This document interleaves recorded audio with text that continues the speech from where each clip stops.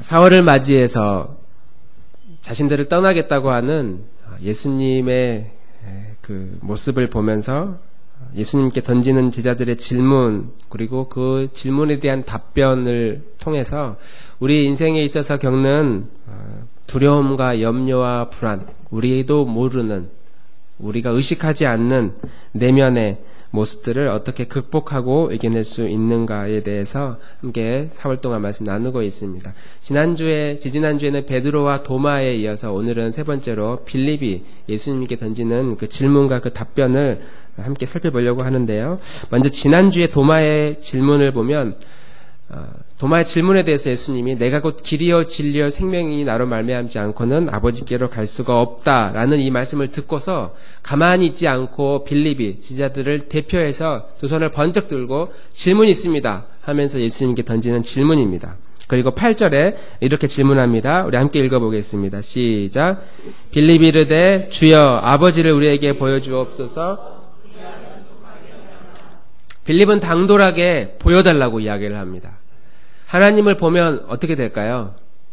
성경의 표현으로 하나님을 본 자는 곧 죽는다라고 했기에 봤던 사람이 이 세상에 죽고 없는지 아니면 본 사람이 없는지 알 수 없지만 우리는 하나님을 눈으로 볼 수 없다는 사실을 인지하고 있습니다.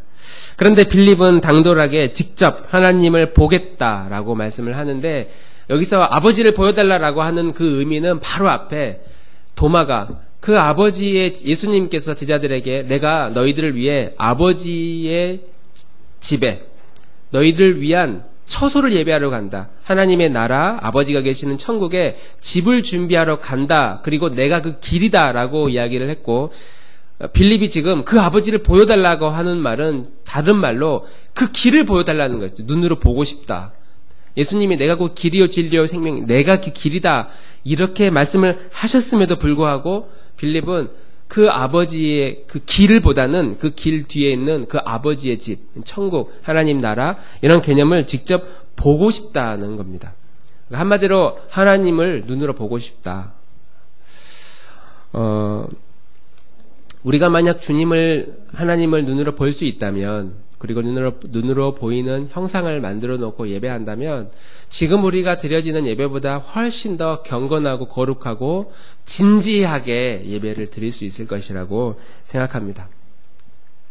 예배가 시작하고 끝날 때까지 우리는 이 예배당에 그냥 모여서 찬양하고 설교하고 기도하고 헌금 드리고 나서 끝나면 지난주에 그랬던 것처럼 눈으로 보여지는 어떤 시각적인 효과 이런 거 없이 그냥 끝납니다. 그런데 만약 어느 날 예배를 드리고 있는데 우리 앉아 계시는 성도님들 중에 설교하고 있는 설교자 뒤에 큰 오로라가 끼어 있고 어디 조명도 안 했는데 갑자기 아주 강력한 빛을 보고 제 우측 어깨에 보이십니까? 하얀 비둘기가 지금 앉아 있는데 보이십니까? 아무도 안 보이는 어떤 분이 보인다는 거예요. 목사님 어깨에 하얀 비둘기가 보입니다. 그러면서 막 부르르 떨면서 갑자기 무릎을 꿇고 예배를 드릴 때 한두 사람만 그래도요. 다른 사람이 안 보이잖아요. 우리는.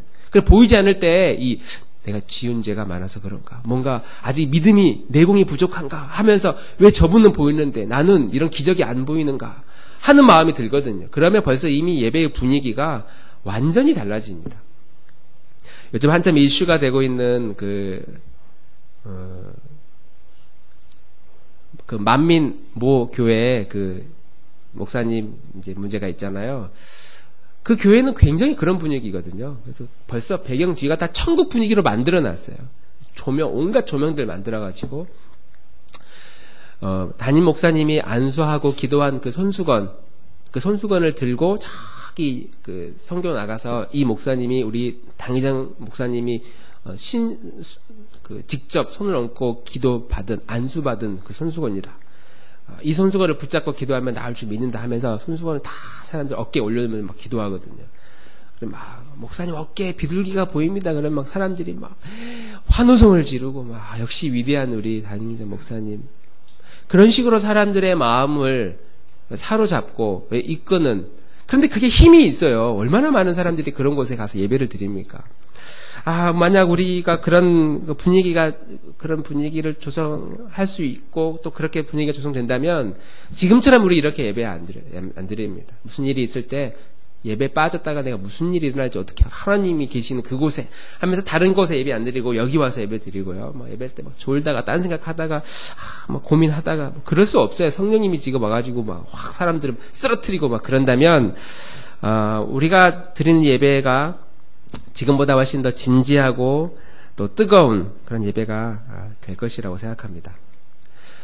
우리는 보고 믿는 거 하고요, 믿고 보는 거의 이 개념을 한번 생각해 볼 필요가 있는데 어떤 게 더 쉬울까요? 보고 믿는 게 더 쉬울까요? 믿고 나서 보는 것이 더 쉬울까요? 보고 믿는 게 훨씬 쉽습니다. 어깨 위에 비둘기가 제 머리 뒤에 오로라가 광채가 막 보여지면 이 목사님은 좀 특별한 목사님인가 보다. 이 교회는 뭔가 색다른 교회인가 보다. 굉장히 쉽죠. 그러면 벌써 이미 마음을 한번 주고 시작하기 때문에 그 다음은 그렇게 어렵지 않습니다.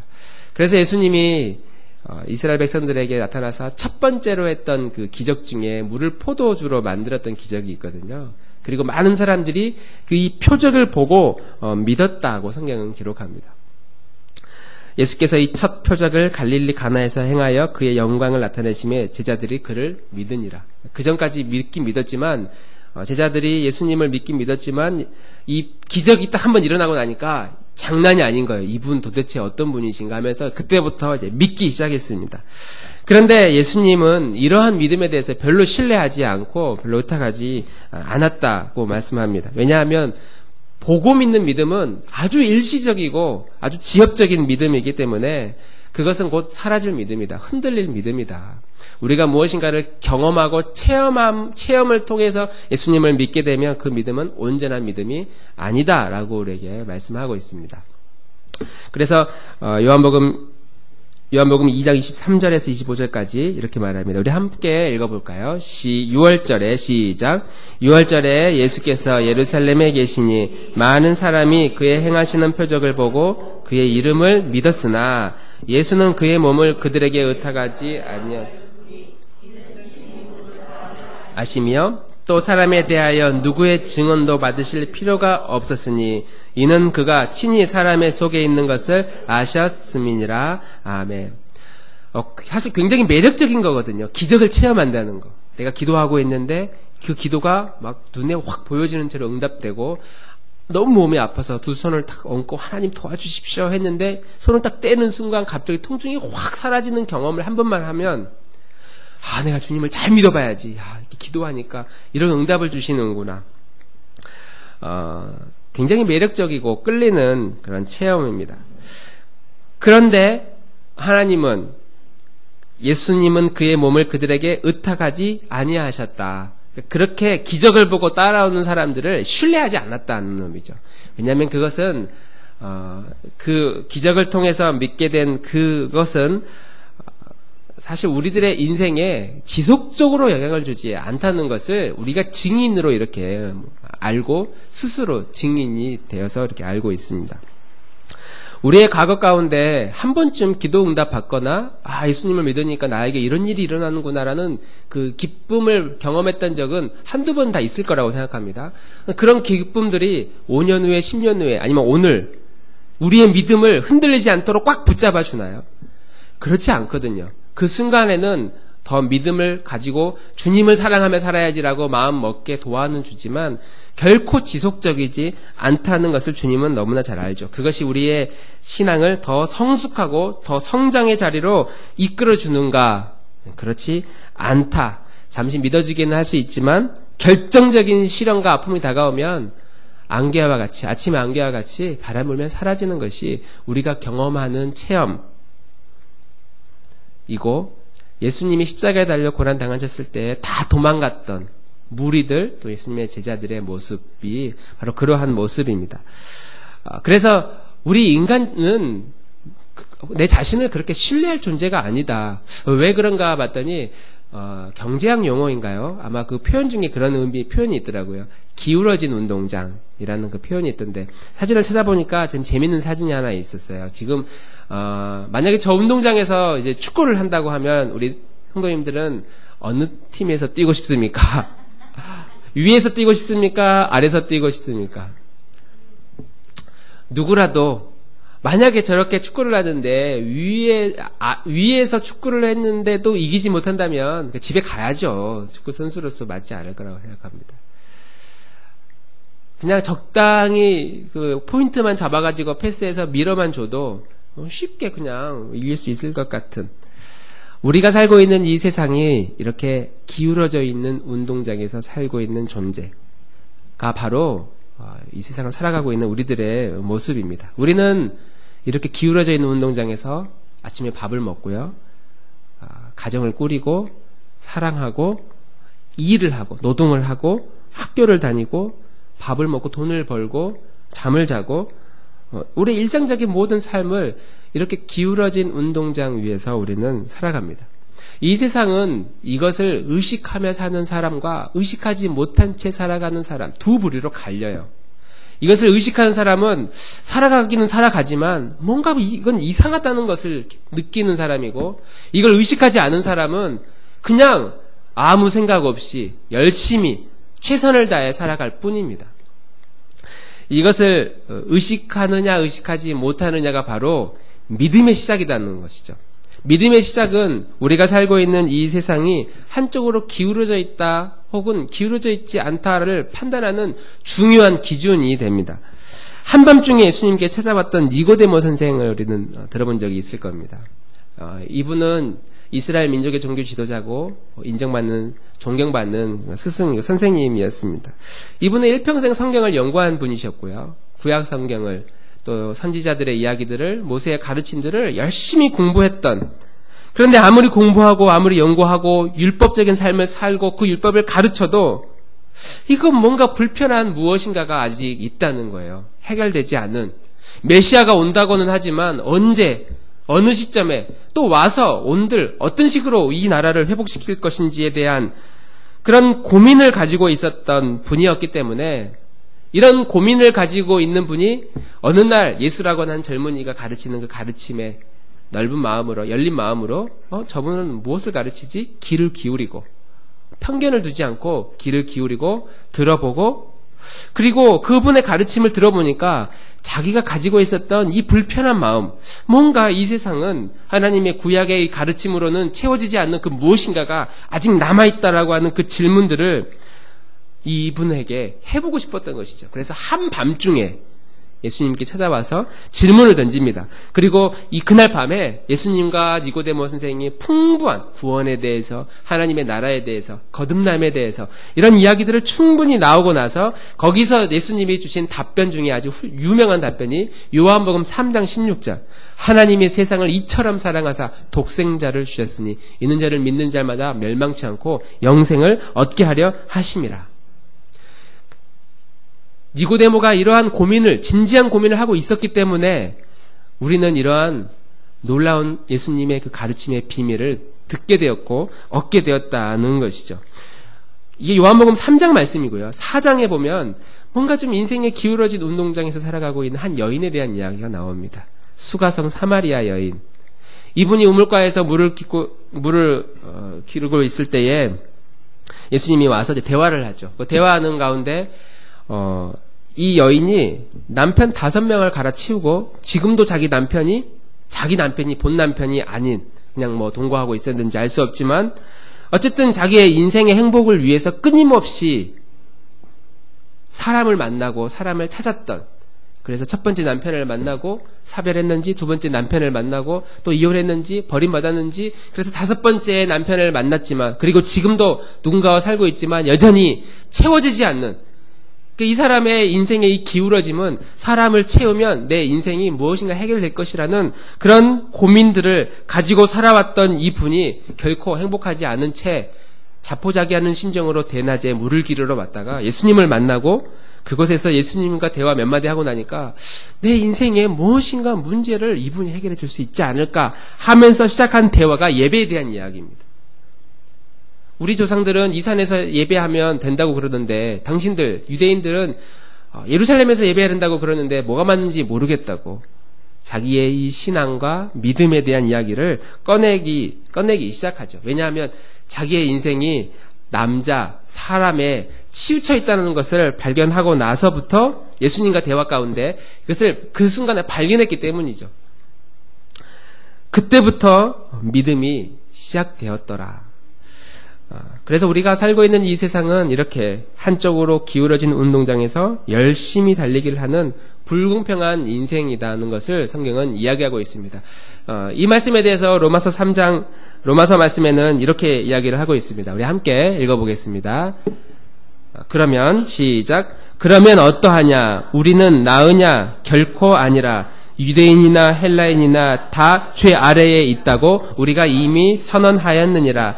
기록된 바 의인은 없나니 하나도 없으며 기록자도 없고 하나님을 찾는 자도 없고 다 치우쳐 함께 무익하게 되고 선을 행하는 자는 없나니 하나도 없도다. 그들의 목구멍은 열린 무덤이요 그 혀로는 속임을 삼으며 그 입술에는 독사의 독이 있고 그 입에는 저주와 악독이 가득하고 그 발은 피 흘리는데 빠른지라. 파멸과 고생이 그 길에 있어 평강의 길을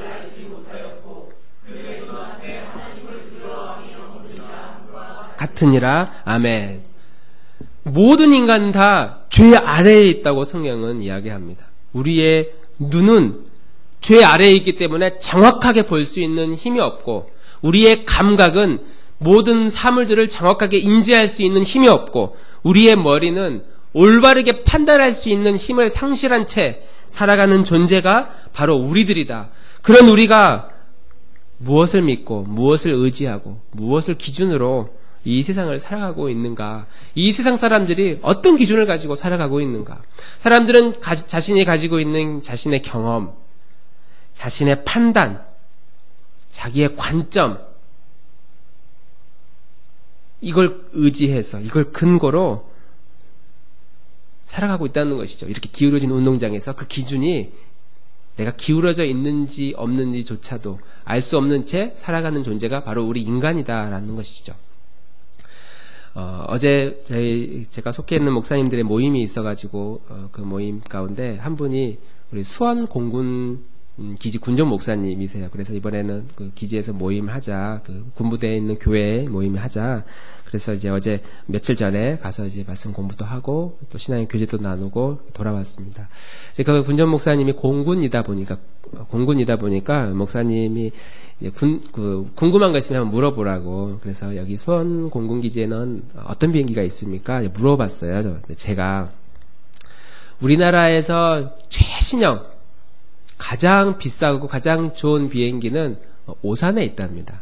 그리고 이번에 F-35가 들어오는 그 비행기가 이거는 군 기밀이 안 될 것 같은데 녹음은 다 지워야 되겠어요. 아무튼 이곳에 오지 않는답니다. 그리고 수원에 있는 그 공항에는 이제 저녁을 얼마 남지 않고 곧 퇴역 준비를 하고 있는 가장 오래된, 그래서 소리가 그렇게 시끄러웠나 봐요. 수원 옆에 있으신 분들 우리는 알잖아요. 그렇게 오래된, 그래서 언제 사고가 날지 모르는, 무려 우리 자동차도 한 10년 타면 이제 바꾸는데 거의 뭐 30년 40년 된 그런 비행기가 주류를 이루고 있다고 그럽니다.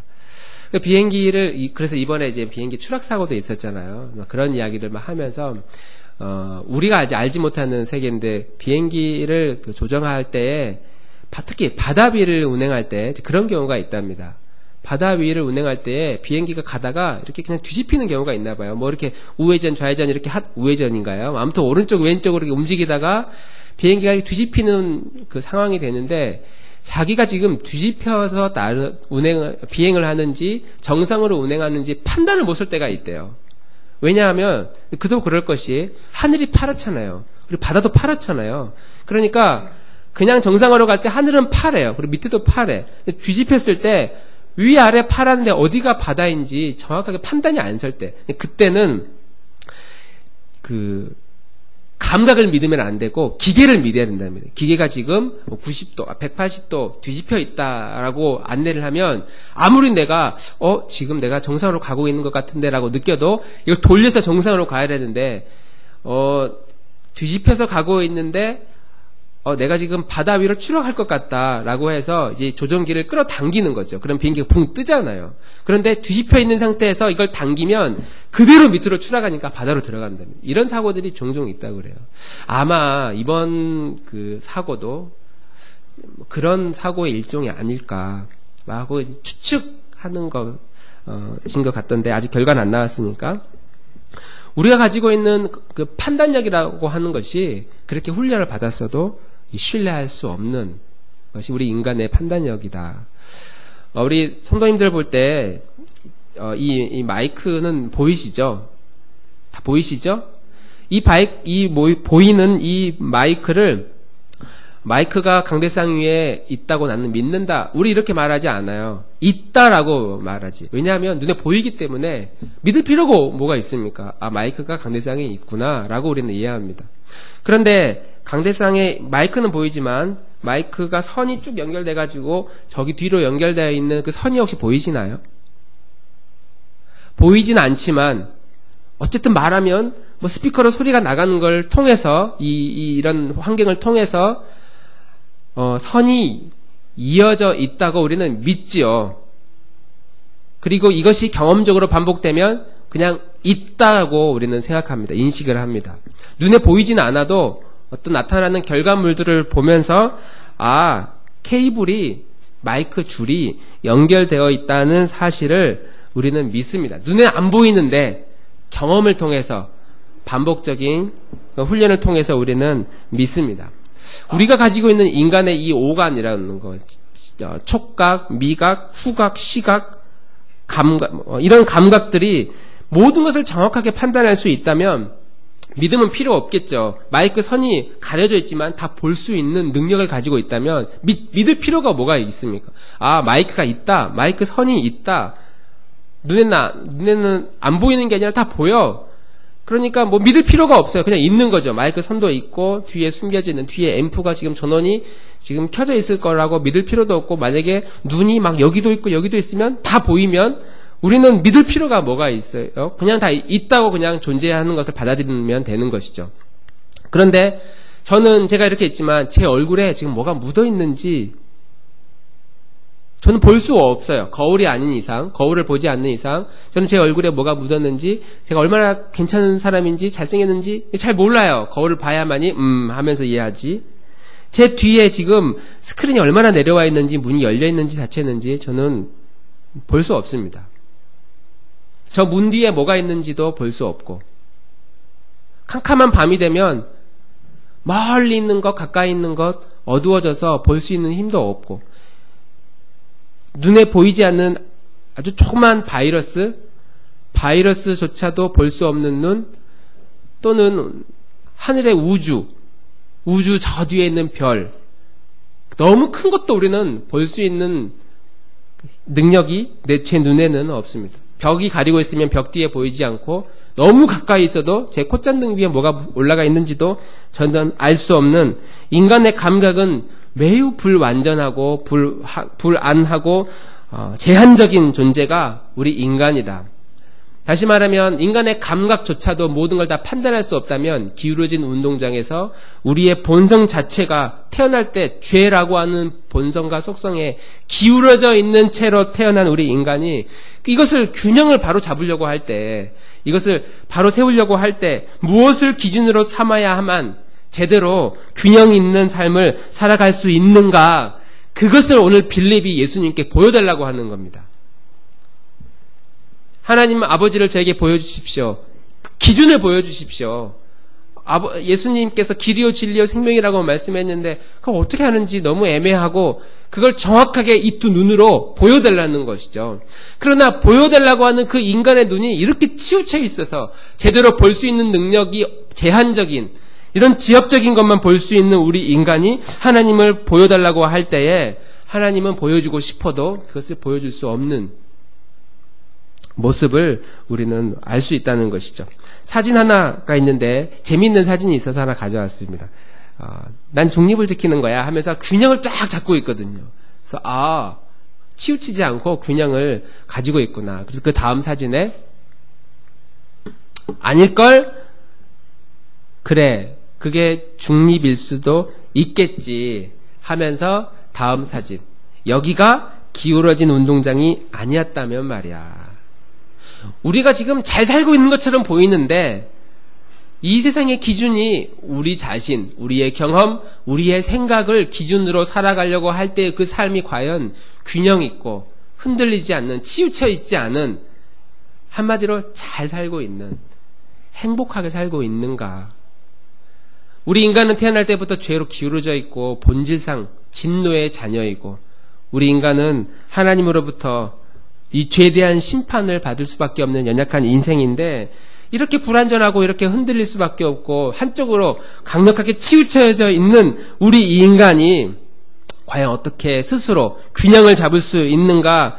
여기에 대해서 우리는 볼 수 없는 우리 인간이 하나님을 본다는 것 자체부터 잘못된 질문이었다라는 사실을 알 수 있습니다. 그리고 그런 잘못된 질문을 던지는 우리 인생은 여전히 잘못된 그 기준을 가지고 아무 생각 없이 열심히 살아가고 있는 삶이 우리들의 삶이겠죠. 그런 우리들에게 예수님이 오셔서 진리의 말씀으로 보여주시는 그 길, 그 기준이 바로 내가 그 기준이다라고 하면서 자신이 기울어져 있는 운동장에서 살아가는 인생들의 기준 되어주심을 우리들에게 보여주고 있습니다. 그래서 우리가 기울어져 있고 삐뚤어져 있고 뭔가 한쪽으로 치우쳐 있을 때에 그때 우리가 즐겨 부르는 찬양이 하나 있어요. 아주 오래된 찬양인데 아시죠? 우리 한번 불러볼까요? 시작. 똑바로 보고 싶어요 주님 온전한 눈짓으로 똑바로 걷고 싶어요 주님 곁눈질 하긴 싫어요 하지만 내 모습은 온전치 않아 세상이 보는 눈은 마치 날 죄인처럼 멀리하며 외면을 하네요. 우리 이 찬양 부를 때 이 찬양은 정신지체를 경험한 분이 이 노래 지었다고 생각하는데 정상인이 지은 노래예요. 최원희라는 전도사님이 장애인 섬김의 예배에 참여했다가 정말 온 몸과 마음을 다해서 우리 장애우들이 하나님께 예배하는 모습을 보면서 저들이나 우리나 무슨 차이가 있겠는가 하나님 앞에 하는 그 고백을 담아서 지은 그 시가 이 노래입니다. 우리 보통 송명희 씨가 이 노래 지지 않았을까 그러는데 그렇지 않습니다. 장애우들은 비정상이고 왜냐하면 똑바로 못 걸으니까 지체장애자들 특히 그들은 정상이 아니고 우리는 정상이라고 하는 이 기준이 과연 맞느냐는 것이죠. 이 사회의 부정부패, 비리 혐의로 구속이 되고 징벌을 받고 벌을 받는 그 사람들 그리고 그들을 향해 잘못했다고 손가락질하고 비판하는 사람들 과연 누가 죄인이라는 것이죠. 겉으로 드러나는 죄? 그러면 우리는 의롭고 깨끗해서 그들을 향해 비판하고 손가락질할 수 있는가? 이 땅의 모든 사람은 다 기울어진 운동장에서 걸어가고 있는 50보, 100보 같은 자리의 사람이고 겉으로 드러나는 죄일 뿐 겉으로 드러나는 신체적인 한계일 뿐 모두가 다 기울어진 채 살아가고 있는 존재가 바로 우리들이다라고 우리는 말씀하고 있습니다. 모두 다 깨닫는 자도 없고 하나님을 찾는 자도 없고 다 치우쳐 함께 무익하게 되고 선을 행하는 자도 없나니 하나도 없도다. 모든 존재는 다 죄 가운데 노출이 되어서 이 땅 가운데서 기울어진 채 잘못된 판단으로 살아갈 수밖에 없는 존재인데 예수님은 자기 자신을 바른 길을 걸어가는 유일한 기준이다. 유일한 길이다. 치우친 이 세상에서 올바른 길을 안내할 유일한 기준이라고 오늘 우리에게 말씀하고 있습니다. 그래서 9절 말씀에 이렇게 말씀하고 있습니다. 우리 요한복음 9절 말씀 함께 읽겠습니다. 시작. 예수께서 이르시되 빌립아 내가 이렇게 오래 너희와 함께 있으되 내가 나를 알지 못하느냐? 아버지를 보이라 하느냐? 내가 아버지 안에 거하고 아버지는 내 안에 계신 것을 내가 믿지 아니하느냐? 내가 너희에게 이르는 말은 스스로 하는 것이 아니라 아버지께서 내 안에 계셔서 그의 일을 하시는 것이라. 내가 아버지 안에 거하고 아버지께서 내 안에 계심을 믿으라. 그렇지 못하겠거든 행하는 일로 말미암아 나를 믿으라. 아멘. 빌립에게 그러는 거예요. 빌립아, 내가 그렇게 너희와 함께 오랫동안 있었는데 아직도 나를 모르겠느냐고. 아직도 나를 잘 이해를 못하겠느냐. 나를 본 자는 아버지를 본 자이다. 내가 아버지 안에 있고 아버지가 내 안에 계신 줄을 믿지 못하겠느냐.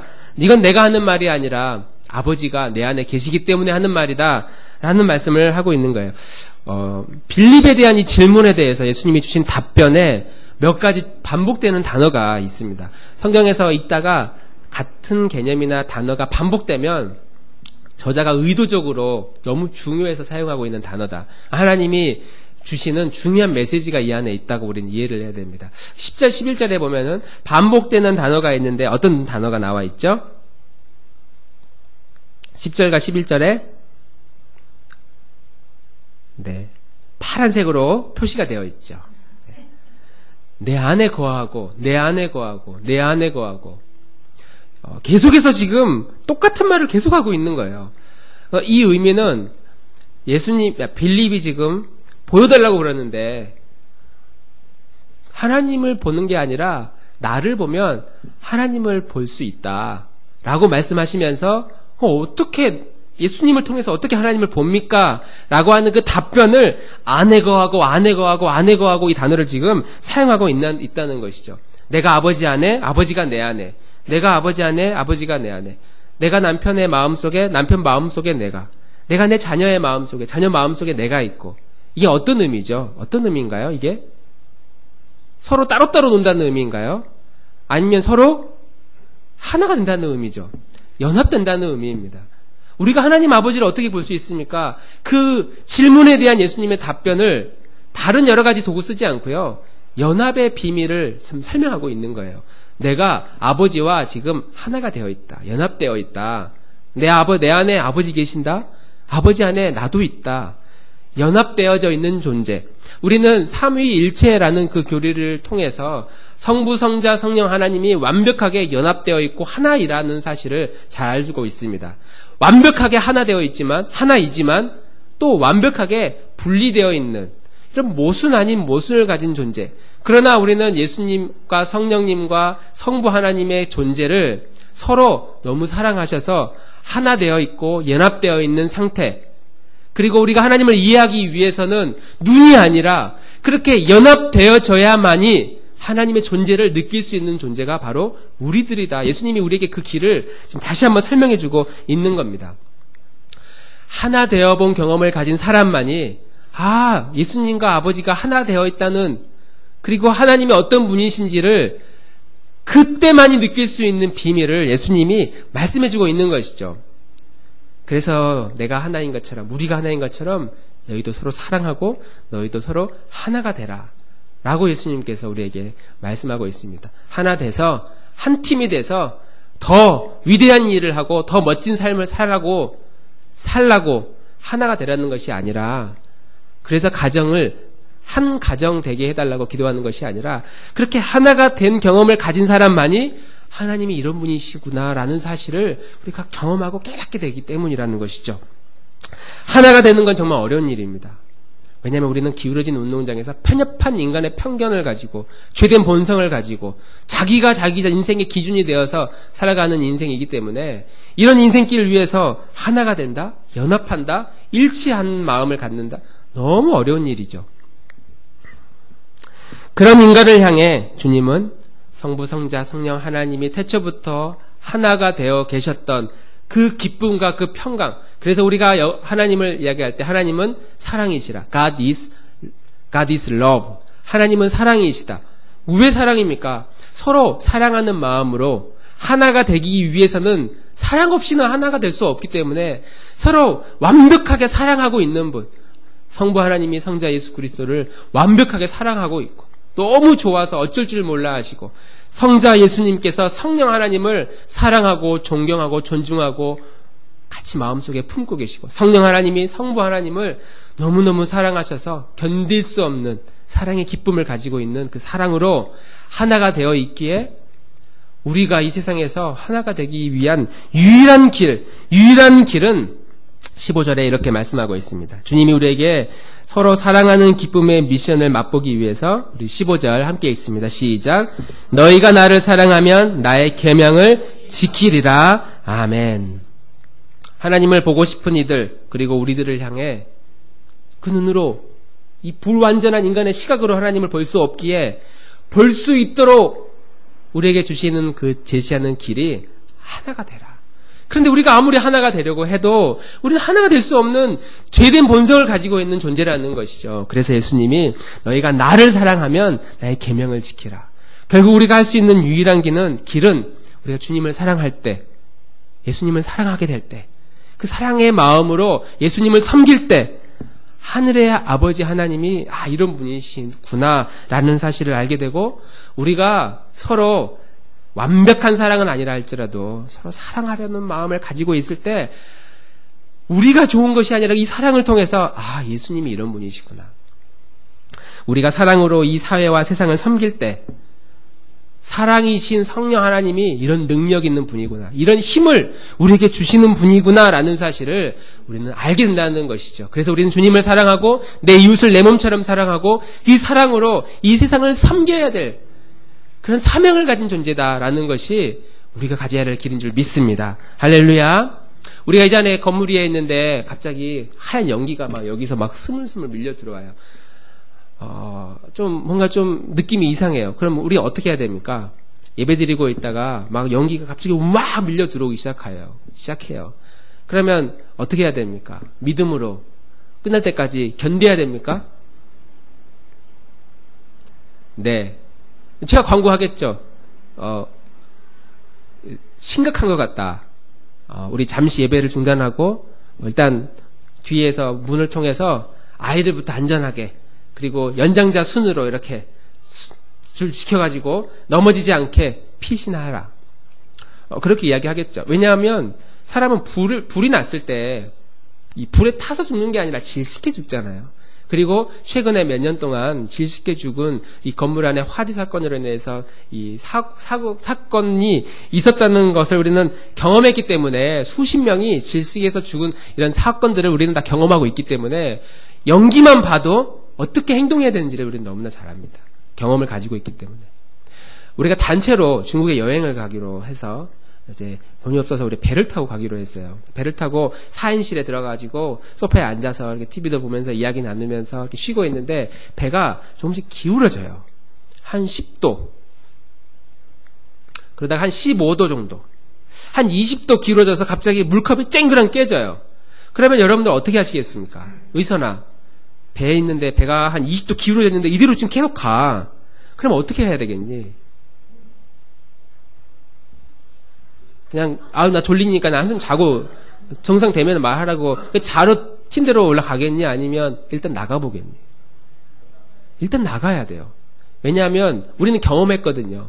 그냥 가만히 있으라고 해서 가만히 있었는데 이게 어떻게 될지 모르거든요. 이 배가 그냥 이렇게 휘청거리는 게 아니라 한 20도 정도 쭉 가고 있으면 이게 무슨 문제가 있을 수도 있겠다. 그래서 가장 안전한 가판 위로 올라가는 게 가장 뭐 구명조끼 다 입고 준비하는 게 어떤 일이 일어날지 모르지만 준비하는 게 그게 안전한 행동입니다. 왜냐하면 우리는 그렇게 배가 기울어져서 가고 있을 때에 대한 그런 기억을 경험을 그런 일들이 있을 때 세월호 사건이 문득 떠오르거든요.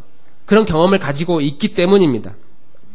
우리가 예수님의 사랑을 조금만 더 깊게 경험해 보았다면 우리는 우리 자신의 이런 이기적이고 편파적이고 왜곡된 나 자신 그리고 이 사회의 이 부조리함 여기에서 어떻게 해서든지 벗어나려고 노력할 것입니다. 왜냐하면 이게 정상이 아니라는 걸 알기 때문에 그리고 이 정상의 기준은 바로 예수님이시고 그 예수님이 기준 길이라는 사실을 사랑함을 통해서만 경험할 수 있기 때문에 주님을 진심으로 사랑한 사람이라면 이 사회를 보다 건강하게 바라볼 수 있는 관점을 갖게 될 것입니다.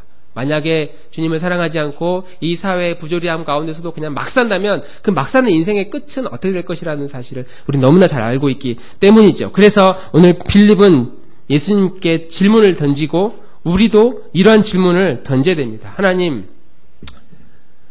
우리도 이런 질문을 던지는 삶을 살아갑니다. 보여달라고. 하나님 보여주십시오. 제가 더 잘 믿겠습니다. 만지게 해주십시오. 제가 지금보다 좀 더 열심히 하겠습니다. 하나님 경험하게 해주십시오. 그러면 주님을 위해 내 인생과 내 마음을 다 드리겠습니다. 우리는 끊임없이 이런 빌립과 같은 질문들을 던질 때에 주님이 우리에게 이렇게 대답하시죠. 지금 내 곁에 있는 지체를 조금만 더 사랑해 보려고 애써라. 지금 내가 속해 있는 그 공동체를 조금만 더 섬기고 더 사랑하려고 애써라. 내 앞에 놓여있는 하나님의 말씀을 조금만 더 읽고 묵상하고 이 말씀대로 살려고 애써라. 함께 있는 그 공동체를, 그 하나님의 나라를 세우기 위해서, 내 가정을 하나님의 나라로 세우기 위해서 좀 더 사랑하면서 살거라. 주님이 우리에게 주시는 답변은 우리가 보고 듣고 느껴지는 감각이 아니라 하나님을 사랑하는 그 사랑에서, 이 원천에서 그 기준을 우리에게 보여주고 있는 것이죠. 우리 인간은 누군가로부터 사랑을 받지 않으면 견딜 수 없는 견딜 수 없는 본성을 가진 존재입니다. 그래서 우리는 끊임없이 하늘의 하나님으로부터 사랑을 받아야 되고, 우리 또한 그 사랑을 하나님과 내 이웃에게 끊임없이 나누어주고 전하고, 그 사랑의 원천인 진리의 말씀을 끊임없이 공급받고, 그 말씀을 공동체를 통해서, 가정을 통해서, 또 사랑하는 사람들을 통해서 공급받고 나누고 누려서 온 인격적으로 사랑이라는 게 이런 거구나라고 우리가 경험했을 때에 우리는 하나님께서 내 멀리 있는 것이 아니라 바로 내 곁에서 늘 나와 이렇게 일하고 계신다는 사실을 우리가 믿게 되는 줄 믿습니다. 이러한 믿음을 가지고 살아갈 때 주님이 나의 안에 거하라, 나를 사랑하라. 그래야면 주님을 볼 수 있을 것이다라는 이 가르침 가운데 주님을 보게 되는 그 은혜의 삶을 살기를 주님의 이름으로 축원합니다. 함께 찬양하면서 기도하면 좋겠습니다.